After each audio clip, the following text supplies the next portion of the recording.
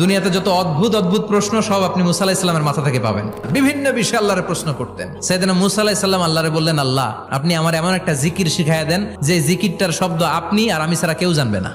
দিনে রাতে সব সময় এই জিকির আমি করব, আপনারে ডাকবো, কিন্তু শর্ত হলো এই জিকিরটা জানবে শুধু আপনি আর জানবো শুধু আমি। আল্লাহ বললেন, মুসা পড়ো লা ইলাহা ইল্লাল্লাহ।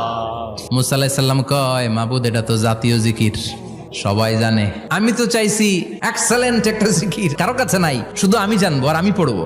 আল্লাহ বললেন, মুসা এই লা ইলাহাকে যদি এক পাল্লায় রেখে দাও, তাম বিশ্ব, 7 আকাশ 7 জমিনটারে তুলে যদি তুমি আরেক পাল্লায় রেখে দাও, লা রাজাহাত কাফাতু লা ইলাহা ইল্লাল্লাহ, মুহূর্তের মধ্যে লা ইলাহার পাল্লা ভারী হয়ে যাবে।